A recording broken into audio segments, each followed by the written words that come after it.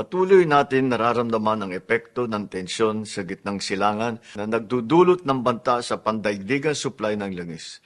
Nakakaapekto ito sa ating ekonomiya at presyo ng mga bilihin. Kapag tumataas ang gastusin, mas bumibigat ang pasanin ng bawat pamilyang nagsisikap tugunan ang kanilang pangangailangan, lalo na ang mga Pilipinong nasa laylayan ng lipunan. Kaya naman, patuloy tayong kumikilos upang mapagaan ang kanilang pasanin. Sa ilalim ng Executive Order No. 110, inilunsad natin ang Unified Package for Livelihood, Industry, Food and Transport o yung UPLIFT upang maprotektahan ang kabuhayan ng mga Pilipino at mapanatiling matatag ang ating ekonomiya. Ngayong araw, pinalawak pa natin ang suportang ito sa pamamagitan ng Uplift Assistance. Sa ilalim ng programang ito, mabibigyan ng agarang tulong ang 7,5 milyong kabahayan o 37,500,000 milyong Pilipino sa buong bansa. Pangungunahan ang programang ito ng DSWD,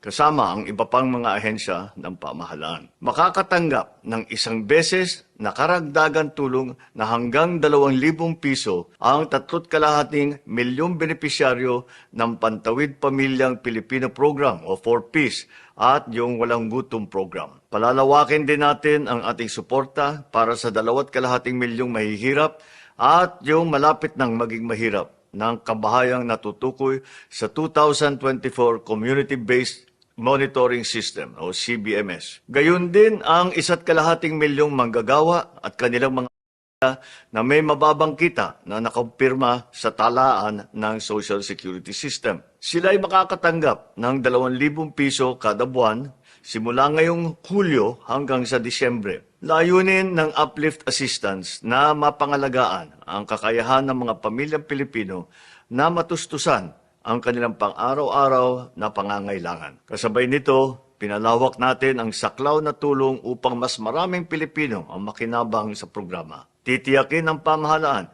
na maipagkaloob ang tulong na ito na mabilis, maayos at mas maginhawa para sa mga Pilipino sa pamamagitan ng digital na pamamaraan. Sa ating pagkakaisa at pagtutulungan, mapapanatili natin ang katatagan ng ating bansa at may susulong ang isang mas maunlad na kinabukasan para sa lahat sa ilalim ng isang bagong Pilipinas.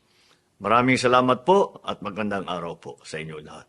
Hirap at yung malapit nang maging mahirap ng kabahayang natutukoy sa 2024 Community-Based Monitoring System o CBMS. Gayon din ang 1,5 milyong manggagawa at kanilang mga pamilya na may mababang kita na nakumpirma sa talaan ng Social Security System. Sila ay makakatanggap ng 2,000 piso kada buwan simula ngayong Hulyo hanggang sa Disyembre.